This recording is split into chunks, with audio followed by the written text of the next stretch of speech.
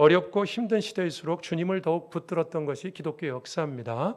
기독교 역사를 보면요, 세상이 힘들면 힘들수록 우리는 주님을 더욱 붙들었습니다. 사실은 성령께서 그렇게 역사하십니다. 우리에게 어려운 일이 생기거나 또 어려운 일이 우리 앞에 있으려고 할 때, 심지어 우리가 이럴 때도 있죠. 이 일이 있으려고 주님께서 나에게 이렇게 마음의 준비를 하셨구나, 이런 걸 느낄 때도 있어요. 그렇죠? 그 일이 이미 생기기도 전부터 성령께서 다 아시니까 우리 성도들을 준비시키십니다. 특별히 어려움의 시기가 닥칠 때 하나님의 사람들은 성령께서 우리 가운데 이렇게 역사하셔서 우리가 더욱 예수를 붙들게 됩니다. 사실은 이 요한계시록이 그 목적으로 주어진 책입니다. 요한계시록이 쓰여질 때 성도들은 극한 박해를 경험하고 있었어요. 여러분, AD 250년까지 기독교 박해는 엄청나게 이루어지는데, 이 성경이 요한계시록이 쓰여진 게 AD 한 90년 뭐 이렇게 되니까 그때 이미 성도들은 박해를 당하고 있었어요. 여러분, 주님, 우리가 그러죠. 주라는 말을 로마 황제 외에 쓰면 그 사람은 핍박을 받고 박해를 당했어요. 교회에서 주님이란 말을 얼마나 많이 합니까? 여러분, 우리가 쓰는 말 한마디도 만약 검열을 당하고 그것에 따라서 우리가 징벌을 당한다. 그런 사회에 어떻게 살 수 있겠습니까? 우린 너무너무 편안하게 신앙생활하고 있다니까요. 지금 요한계시록의 성도들은 주라는 말을 입 밖에 내도 그렇게 황제 모독죄로 걸려 들어가는 때입니다. 너무너무 어려운 때죠. 그래서 요한계시록을 써보낸 것입니다. 언제 우리 교회도 요한계시록을 체계적으로 좀 읽을 필요가 있다고 생각하는데, 요한계시록 어려워하는데요, 오늘 이 서론만, 앞부분에 있는 말씀만 가지고도 요한계시록 그렇게 어려운 책이 아니다 하는 것을 우리가 함께 하나님의 말씀을 통해서 한번 생각해 보도록 하겠습니다. 자, 어려움을 당한 성도들에게 첫 번째 오늘 주시는 계시의 말씀이 이겁니다. 첫 번째, 초월적이고 전능하신 주님의 모습을 나타냅니다. 9절에서 16절까지 읽었는데 요한이 그렇게 말하죠. 내가 반모란 섬에서 주님의 음성을 들었는데 7 교회에게 두루마리에 편지 써서 보내라. 그런데 그 주님을 이렇게 돌아봤더니 주님이 이런 모습이더라. 오늘 우리가 읽은 내용이 그 내용이죠. 그렇죠? 여러분, 우리가 계시록을 읽을 때 이 단어만 좀 기억하시면 좋겠습니다. 계시록은 종말론의 관점으로 읽지 마시고 기독론의 관점으로 읽으셔야 됩니다. 시험에 내겠습니다. 뭐 어렵지 않죠? 말은 어려울지 모르겠습니다만 종말론이 아니라 기독론이다. 왜냐하면 제가 이게 아니다 이 말은, 계시록을 자꾸만 이단들이나 이상한 사람들은요, 자꾸 이걸 종말론 쪽으로 풉니다. 종말의 어떤 위기를 조장하고 그때가 언제고 뭐 지진이 일어나고 뭐 요즘 기상재해가 많이 일어나니까 종말이 가까운 거 아닙니까? 때가 가까운 거 아닙니까? 뭐 예를 들면 이렇게 종말의 어떤 시기나 혹은 어떤 우리들 사이의 어떤 것을 조장하기 위해서 합니다. 제가 단언코 말씀드리는데, 여러분 어디에 갔더니 요한계시록을 기가 막히게 풀더라, 거기 이단일 확률이 되게 높습니다. 그런데 가시면 안 됩니다. 제가 여러분보다 교회에 대해서 상식이 더 많지 않겠습니까? 그죠? 그런 요한계시록은 그렇게 기가 막히게 풀리는 책이 아닙니다. 기독론이라는 건 아시죠? 예수님 중심이라는 뜻이에요. 요한계시록을 종말론이 아니라 기독론으로 풀어야 됩니다. 사실 우리가 성경은 모든 성경을 다 기독론 중심으로 읽죠, 여러분. 뭐 예를 들면 예수님의 역사 기록되어 있는 사복음서를 읽을 때 예수님이 직접 말씀하시고 사신 거니까 그건 예수님 중심으로 해석하는 건 당연하죠, 그죠? 그런데 우리는 구약의 창세기를 볼 때도 아브라함이 이삭을 모리아산에서 이렇게 드리려고 하다가 하나님께서 양을 준비하셔서 여호와 이레가 됐다. 그거 공부하면서도 우리는 뭘 얘기하죠? 이건 예수님께서 하나님의 어린 양을 친히 준비하신다는 예수님에 대한 이야기를 미리 계시로 보여주신 것이다. 여러분, 우리가 창세기를 볼 때도 사실은 기독론 중심으로 푸는 겁니다. 이해가 되시죠? 모든 성경. 그래서 이거는 뭐 제가 드리는 말씀이 아니라 요한복음에 예수님이 그렇게 말씀하셨잖아요. 요한복음 5장에 모든 성경이 곧 내게 대하여 하는 말이다. 그러니까 성경 어디를 봐도 여러분 기독론 중심으로 봐야 됩니다. 종말론으로 보시면 안 됩니다. 자, 오늘 본문도 그런 눈으로 한번 보십시오. 첫 장이잖아요. 요한계시록 1장이죠. 첫 장부터 계시가 중심이 아니라 계시를 말씀하시는 주님의 모습을 먼저 소개합니다. 그렇죠? 오늘 본문의 7절에 뭐라고 그랬어요? 여기 7절이 아니라 11절에 내가 보는 것을 에서보드 사빌라, 첫 글자만 따서 이 7 교회 등에 두루마리에 써서 보내라 그러죠. 그죠? 그러면 이제부터 이제 요한계시록 저 뒤에 나오는 내용은 이제 계시로 본 내용을 써가지고 두루마리에 써서 보낸 거 아닙니까? 그렇죠? 근데 그 계시를 쓰기도 전에 먼저 있는 사건이 뭡니까? 오늘 본문에 있는 것처럼 요한이 예수님을 발견합니다. 전능하시고 초월적인 예수님의 모습을 봐요. 여러분, 이것 자체가 뭘 얘기하는 줄 압니까? 요한계시록에 나오는 어떤 내용이나 계시나 무슨 요한계시록에 나오는 어떤 인재앙, 나팔재앙, 대접재앙 이런 것도 나오고 천사가 내려와서 3분의 1, 4분의 1을 사람들을 죽이고 사람들은 자꾸 그런 거에 관심 가져요. 지진이 많이 일어나고 어느 때 주님이 오시나 그게 먼저가 아니고요. 요한계시록은 처음부터 주님이 누구이신가를 설명하는 데 관심을 갖잖아요. 계시를 말하기 전에 주님에 대해서 먼저 말하죠. 그렇죠, 여러분? 그래요, 안 그래요? 계시는 그 다음부터 나오는 거라니까요. 근데 주님이 어떤 분이신가를 먼저 말하고 있잖아요. 그래서 여러분, 제가 왜 이 말씀을 드리냐면 계시록도 다른 성경처럼 풀어야 됩니다. 주님 중심으로 봐야지 종말이 언제고 그런 시간 중심이 초점이 아닙니다. 이 요한계시록은 여러분 회람서신 이렇게 부르거든요. 회람서신이라는 건 이게 편지 형식으로 쓰였고 이 요한이 편지를 썼을 때 여러분 인쇄기가 없었거든요. 복사기가 없었거든요. 그럼 어떻게 하냐? 편지 하나 쓴 겁니다. 그 하나를 돌려봐야 돼요. 먼저 이제 온마음교회로 보냅니다. 온마음교회 보는 온마음교회에서 예배 시간에 이렇게 읽습니다. 읽고 우리만 들고 있을 수 없잖아요. 다른 교회도 봐야 되는데. 그래서 행당중앙교회로 보낸다고요. 요즘 교회 이름이 바뀌었습니다. 서울숲중앙교회로 바뀌었어요. 서울숲중앙교회로 보내요. 이렇게 돌려보는 거, 그걸 회람서신 그럽니다. 돌려본다고요. 예배 시간에 저처럼 이렇게 설교한 것도 아니에요. 그냥 목사님이 받은 편지를 읽는 겁니다. 이렇게 쭉 읽고 읽기만 해도 성도들이 다 알아듣고 은혜 받았어요. 무슨 얘기냐면 요한계시록 이렇게 어려운 책이 아니라고요. 그런데 우리는 요한계시록 이렇게 들고 있으면서도 너무 어려워, 너무 무서워, 이거 다 어떻게 해석해, 너무 복잡해. 아니요, 요한계시록은 그렇게 복잡한 책이 아니에요. 사람들이 자꾸 복잡하게 만들어놔서 그래요. 그냥 기독론 중심으로 다른 성경처럼 해석하면 된다고요. 여러분 마태복음 읽을 때 어려워요? 안 어렵잖아요. 근데 요한계시록 읽을 때 어렵죠? 그게 잘못됐다고요. 마태복음을 읽듯이 우리 성경 읽으면서 하나님이 누구신가 이런 거 읽듯이 요한계시록도 그런 눈으로 읽으면 돼요. 예수님에 대해서 뭐라고 말씀하시나? 회람서신입니다. 예배 중에 낭독했어요. 누구나 쉽게 이해했던 거예요. 그러니까 이제 우리 온마음교회 성도들은 나중에 우리가 큐티를 통해서도 요한계시록을 제가 온마음교회 오고 큐티 통해서 요한계시록을 2번 봤어요. 제가 13년 됐잖아요, 온마음교회. 근데 그동안 큐티가 돌아가면서 요한계시록 2번 했다고요. 기억도 안 나죠? 2번 했어요, 2번. 그것도 그 요한계시록을 우리나라에서 제일 많이 연구하신 분들이 쓴 책입니다. 그때 썼어요. 2번 봤거든요. 그래도 좀 부족하긴 한데 요한계시록이 어려운 책이 아니에요. 여러분 많이 읽으세요.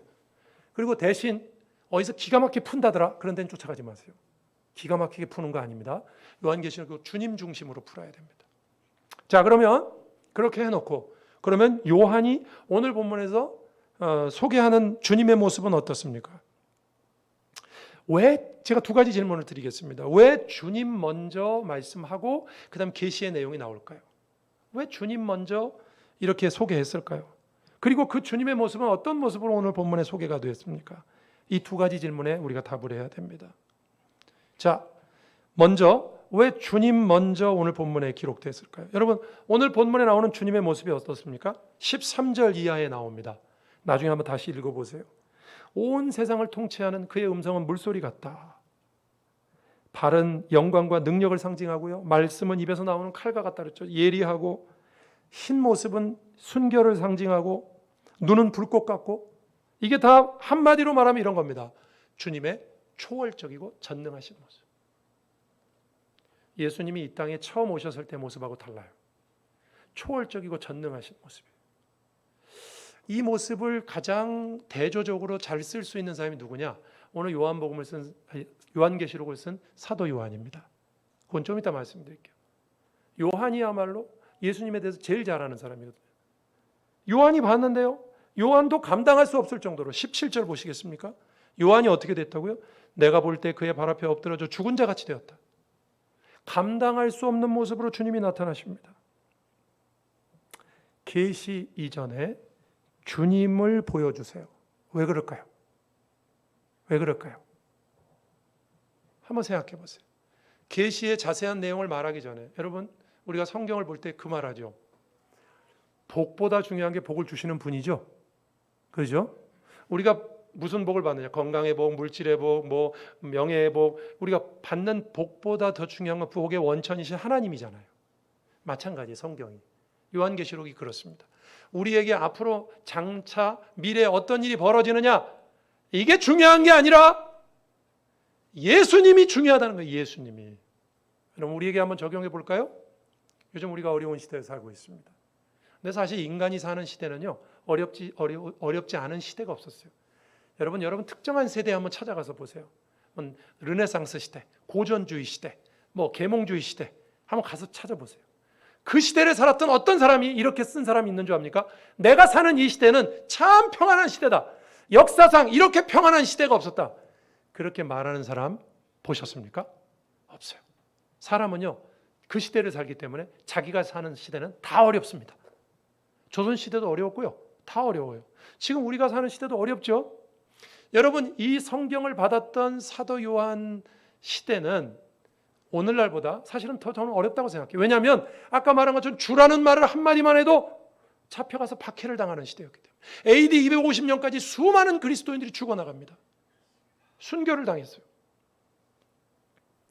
그런 어려움을 당하고 있는 교회에게 주님을 먼저 계시의 내용보다도 주님이 어떤 분이신가 하는 걸 이렇게 보여줬다? 그게 무슨 뜻일까요? 이런 메시지가 있는 겁니다. 우리가 무슨 일을 당했느냐보다 중요한 건요, 누구와 함께 하느냐입니다. 믿으십니까? 자, 여기 이제 제가 1부 때도 그 얘기했는데 저기 이용민 집사부터 시작해가지고 끝에 저기 김성원 집사님까지 이제 제가 마이크를 들고 내려가서 당신에게 어려운 일이 뭡니까? 이렇게 하면 여기 앉아있는 모든 분들 가운데 제가 마칠 수 있는 건 이겁니다. 한 사람이라도 이런 사람 없을 거예요. 저는 어려운 일이 한 개도 없습니다. 이런 사람 없을 거예요. 여러분 우리 다 어려움이 있죠. 사회적으로 경제적으로 요즘 어려울 뿐만 아니라 그런 어려움이 없어도 개인적으로 몸이 아프다든지 뭐 어려움이 다 있잖아요. 우리 인간이. 그렇죠? 요한계시록의 이 성도들은 박해를 당하고 있었어요. 그 시대는 그 어려움이 있었다면 우리 시대에도 우리 어려움이 있죠, 여러분. 그 어려움에 대해서 주님이 낱낱이 말하기 전에 이거부터 말씀하시는 거예요. 너희들이 어떤 어려움 당했느냐, 그게 중요한 것이 아니다. 누가 그 배후에 있으며 누가 그 역사를 운행하며 누가 주인인지만 알면 된다. 그래서 주께서 먼저 주님이 누구이신가를 보여주시고 그 주님의 모습도 굉장히 능력적이신, 전능하시고 초월적인 모습으로 나타나신 거예요. 봐라, 내가 이런 하나님이다. 걱정하지 마라. 로마 황제보다 내가 더 높다. 너희들이 당한 어려움보다 내가 더 크다. 믿으시길 주님의 이름으로 축원합니다. 제가 TV를 보다 보니까 여러분도 많이 보셨을 거예요. 이런 일이 있더라고요. 어떤 분이 길을 가다가 날이 더우니까 갑자기 심정지가 왔어요. 쓰러졌어요. 근데 그때 때마침 그 옆에 의사가 지나가고 있는 거예요. 그래서 보자마자 어떻게 했을까요? 다른 사람들 같았으면 그냥 지나가다가 쓰러졌어. 우왕좌왕하다가 골든타임 다 가는 거죠. 근데 의사니까 딱 보면 알죠. 저 사람 문제가 뭔지요. 전문가니까 뛰어가서 바로 CPR을 합니다. 그렇죠? 그게 살려냈다. 그 사람이 살아나서 감사한다. 이런 내용 여러분 많이 들어보셨죠? 나만 살았어요? 여러분도 다 보셨잖아요. TV. 이런 내용 많이 나옵니다. 제가 이런 걸 보면서 무슨 생각했는 줄 알아요? 여러분 심정지가 왔다. 이런 일 우리에게 없어야 됩니다. 근데 이거 엄청나게 큰일 아니에요? 죽는 거 아니에요? 잘못하면? 뭐 돈 몇 푼 없는 거 떼이는 거 그게 중요한 게 아니잖아요. 이거 심정지인데. 자, 그런 인생에 엄청난 어려운 일을 당해도요. 그 일을 당하느냐가 중요한 것이 아니라 그때 내가 누구하고 함께 했느냐가 더 중요하더라고요. 옆에 전문가 의사가 있으니까 죽을 거가 살아나잖아요. 예를 들자면 그렇다고요. 여러분, 우리가 이 땅에서 어떤 어려움을 당하고 있고 요즘 뭐 요한계시록 성도들만이 아니라 요한계시록 그래서 모든 세대에게 주신 말씀이라고. 왜냐 어렵지 않은 세대가 없었으니까. 우리 시대에도 뭐라고 말씀하냐면 요즘 우리 어렵다고 말하잖아요. 입만 열면 우리 어렵다고 그러잖아요. 그러나 주님이 이렇게 말씀하세요. 내가 너희들에게 세세한 계시를 말하기도 전에 내가 누구인가를 봐라. 나는 전능한 하나님이다. 내가 당신들을 붙들고 있다. 걱정할 것 없다. 믿으십니까, 여러분? 저는 예수 믿는 사람 정도 되면 이래야 된다고 생각합니다. 어떤 일을 만나면 우리가 살면서 많은 일을 만나죠. 아침에 자고 일어나도 어떤 일을 만날 수 있는데, 여러분, 우리 입에 이런 말이 좀 붙었으면 좋겠습니다. 이쯤이야. 이것쯤이야. 깔보라는 게 아니라요. 교만해서가 아니라 우리 하나님 믿는 사람들이잖아요. 그렇죠? 우리 웬만한 일 터져도 이것쯤이야. 주님이 나하고 함께 하시는데. 숨이 멈추면 주님 만나면 되죠. 그때는 정말 얼굴과 얼굴을 맞대고 주님을 뵐 거니까 더 좋잖아요. 뭐가 걱정입니까? 그래서 우리가 이 땅에 살면서 무슨 일을 만나든지 예수 믿는 사람은 이 정도쯤이야. 이 말이 우리 입에 붙었으면 좋겠습니다. 한번 해볼까요? 이 정도쯤이야. 네. 겉으로 하셔도 좋고 속으로 하셔도 좋습니다. 그랬으면 좋겠어요. 그래서 오늘 본문에 주님이 먼저 나타나셨어요. 왜? 너희들이 어떤 일을 만나느냐보다 누가 너희들과 함께 하느냐를 믿느냐가 더 중요하다. 그래서 계시보다 먼저 주님을 보여주신 거예요. 그래서 요한계시록도 기독론 중심으로 풀어야 된다고요. 그리고 그 주님이 먼저 주님에 대해서 말씀하십니다. 그 주님이 처음 초림하셨을 때 여러분 초라한 모습이 아니라 전능하신 모습으로 나타나세요. 왜? 나는 하나님이다. 나에게 부족함이 있겠는가? 걱정할 것 없다. 이거 7교회에 써보내라 그랬어요. 오늘날 우리 교회에게도 말씀하시는 겁니다. 여러분 두려워하시지 마시기를 어떤 상황에도 주님의 이름으로 축원드립니다. 시편 50편 15절에 환난 날에 나를 부르라 그랬어요. 주님만이 우리를 지켜주실 수 있습니다. 여러분 병원에 수술 받으러 들어갈 때 여러분 경험 있으신 분도 있잖아요. 저도 경험이 있어요. 전신마취하면 내 몸이지만 내 몸을 남한테 맡기는 거 아니에요?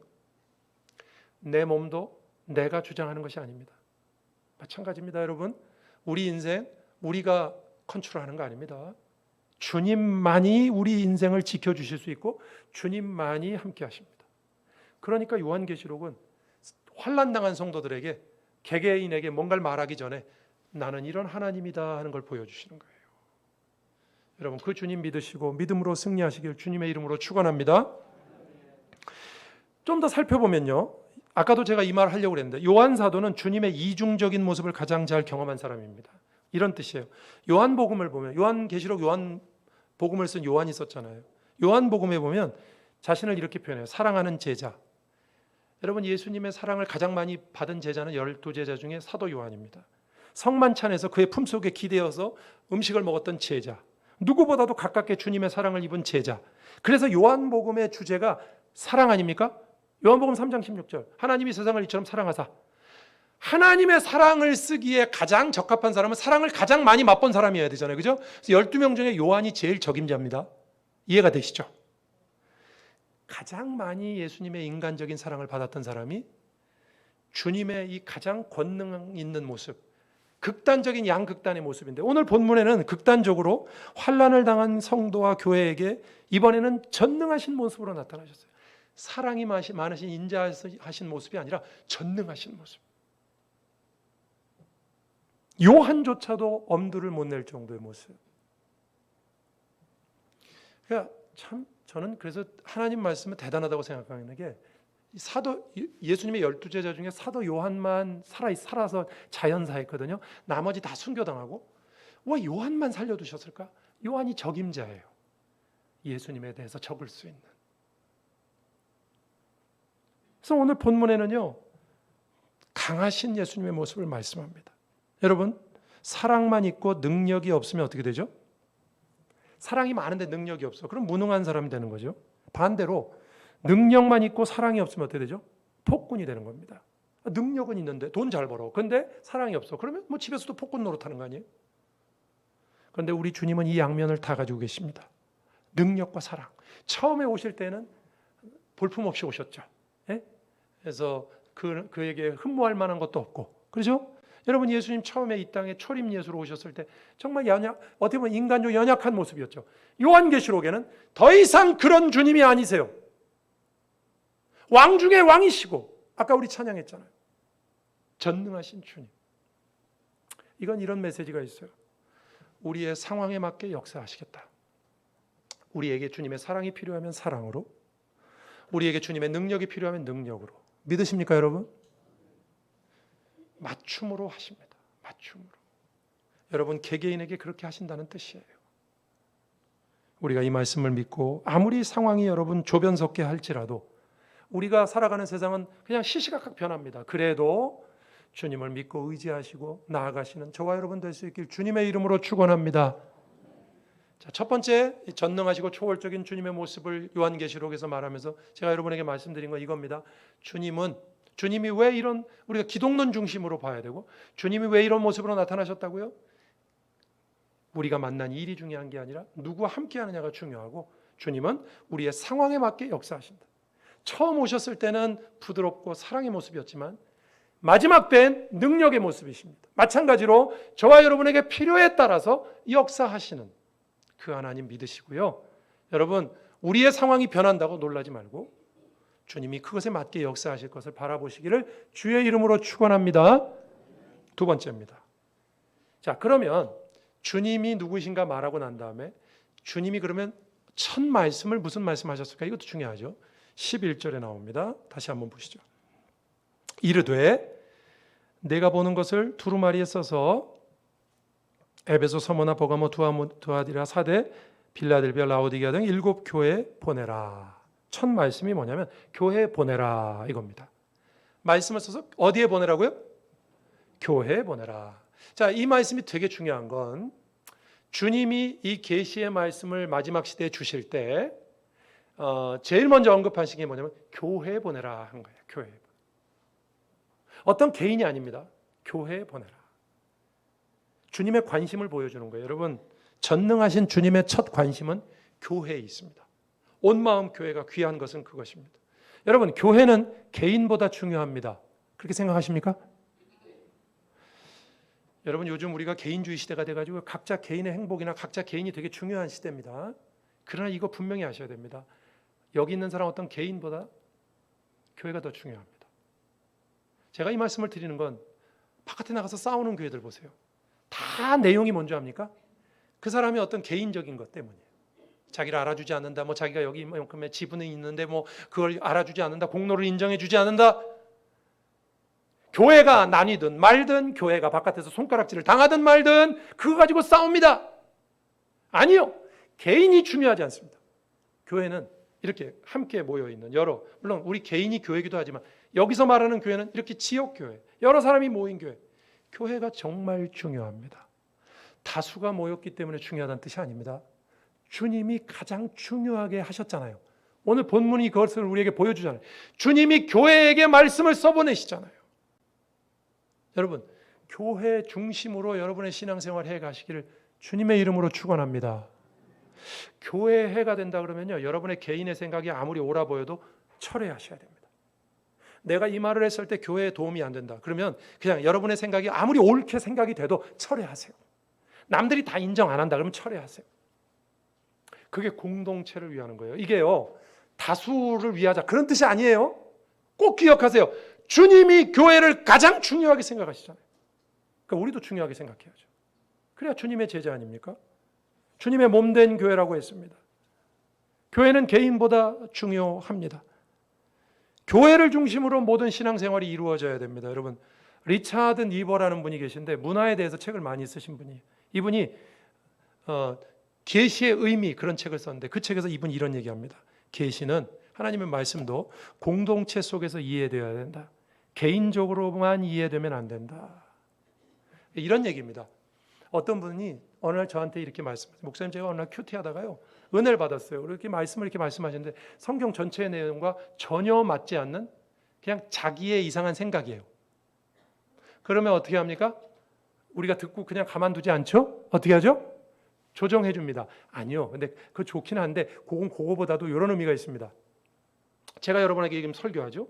제가 이 설교하는 것도 제 마음대로 하는 겁니까? 아니요. 지난 2000년 동안 기독교 공동체가 성경을 해석한 거를 축적을 해서 신학교에서 제가 그걸 배웠어요. 그거 배운 거 가지고 와서 여기서 지금 이렇게 설교하는 거예요.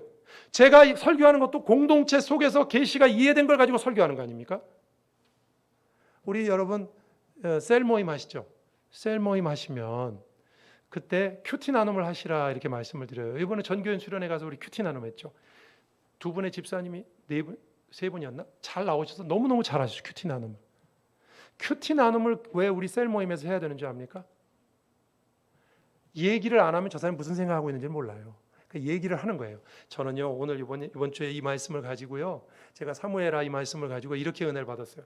다른 사람들이 다 들어보니까 그건 아닌 것 같은데, 그거는 좀 너무 개인적인데, 그러면 좀 얘기를 하는 거죠. 그거는 그 내용보다는 좀 이 내용일 것 같습니다. 이렇게 계시가 공동체 안에서 받아들여지고 이해될 때 건강하고 풍성합니다. 믿으십니까? 그래야죠. 공동체가 그래서 중요한 겁니다. 리차드 니버가 한 말이 그 말이에요. 마태복음 18장 20절에도 예수께서 두세 사람이 내 이름으로 있는 곳에 나도 너희들 가운데 있겠다. 거기서 왜 두세 사람 말씀하셨을까요? 한 사람이 아니라 여러 명. 뭐 다른 거 얘기할 거 없어요. 이것만 얘기하면 딱 나옵니다. 주기도문에 이렇게 시작합니다. 하늘에 계신, 그 다음 뭐예요? 나의 아버지가 아니죠. 우리 아버지죠. 그때 왜 우리라고 할까요? 하늘에 계신 나의 아버지 이렇게 하면 안 됩니까? 하늘에 계신 우리 아버지라고 고백하는 게 뭐죠? 예수님이 왜 이 기도를 가르쳤을까요? 기도도 공동체 안에서 고백되라는 뜻이에요. 하늘에 계신 우리 아버지요. 여러분, 우리가 그래서 교회를 벗어나서 신앙생활하는 건 절대로 안 됩니다. 가나안 성도 안 된다 그랬죠, 제가? 안 나가 거꾸로 하면 가나안이라 그랬죠? 네? 그래서 교회 안 나가고 집에서 혼자 예배드리고 내가 원하는 데 헌금하고 개인적으로 신앙생활하는 분들, 그거 안 된다 그랬죠, 제가. 왜요? 여기 썼잖아요. 여기요. 서로 돌아봐 사랑과 선행을 격려하며 모이기를 패하는 어떤 사람들의 습관과 같이 하지 말고 오직 권하여 그날이 가까운 것일수록 더 그리하자. 모이기를 패하지 말라 그랬어요. 왜 그런 줄 압니까? 이렇게 많이 모여야 무슨 힘이 있으니까? 아니에요. 공동체 안에서 우리가 신앙생활하고 성경 공부하고 큐티하고 해야 잘못되지 않습니다. 잘못되지 않습니다. 여러분, 기억하시기를 바랍니다. 교회를 중요하게 여기시길 주의 이름으로 축원합니다. 여러분의 신앙은요, 교회를 떠나서 이루어지면 절대로 안 됩니다. 자, 한두 가지만 더 말씀드리고 설교를 정리합니다. 자, 오늘 본문에 보면 7 금촛대가 나오고요. 이 7 교회를 상징하죠. 그래서 13절 한번 보십시오. 주님이 어디 계십니까? 촛대 사이에 계신데 12절 보세요. 그 촛대는 7 금촛대를 보았는데 그 7 금촛대는 11절에 나오는 7 교회를 말합니다. 주님이 어디에 계십니까? 교회 사이에 계시는 거예요. 그 전능하신 주님께서. 여러분, 그래서 교회를 향한 그 어떤 세상의 풍파도 우리는 두려워할 필요가 없는 것입니다. 왜? 주님이 우리의 배후에 있으니까. 아까 환난 당하는 성도들의 배후에 주님이 계시듯이 교회의 배후에도 주님이 계시다고 분명히 말씀하세요.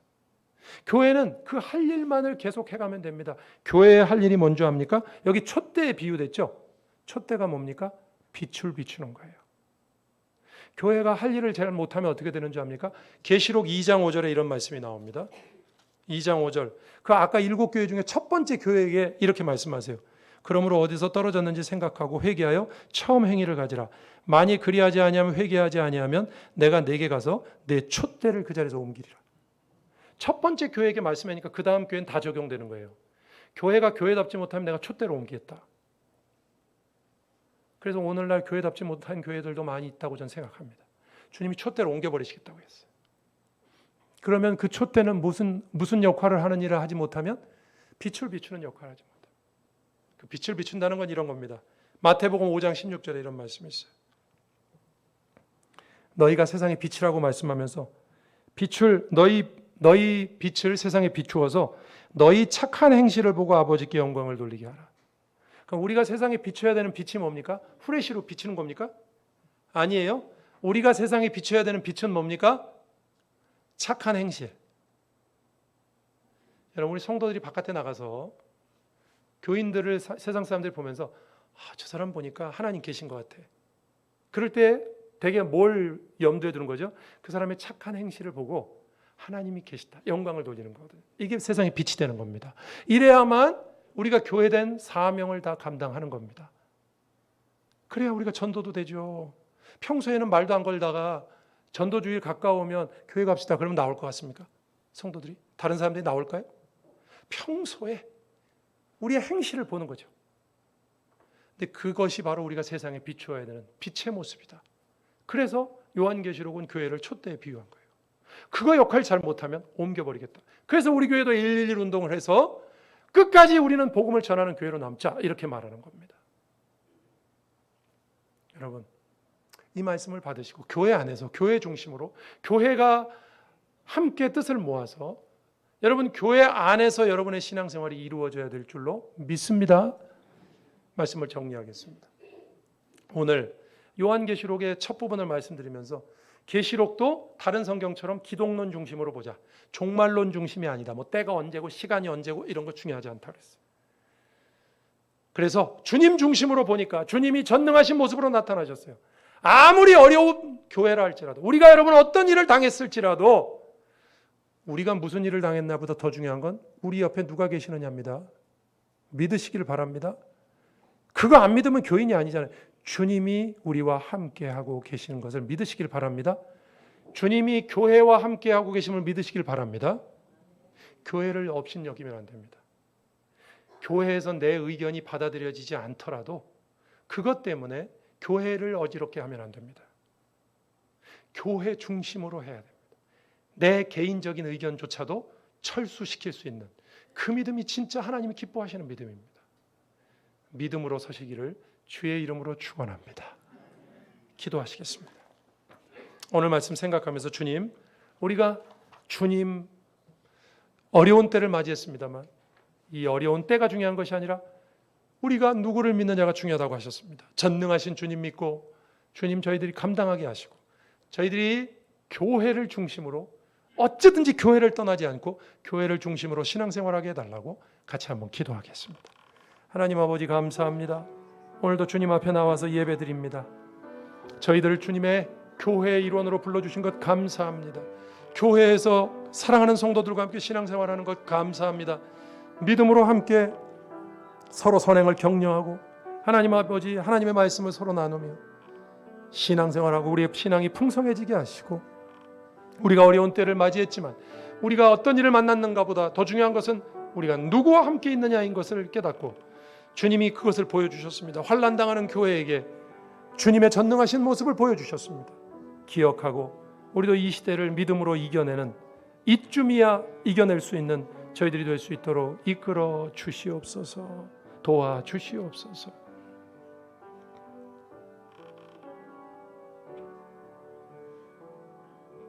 주님의 말씀을 마음에 담아서 주님 우리가 요한계시록도 가까이 두고 주님 중심으로 읽으며 주님 우리가 무슨 일을 만나느냐보다 종말에 어떤 시간이 있느냐보다 더 중요한 것은 우리가 누구와 함께 있고 누구를 믿느냐라고 말씀하십니다.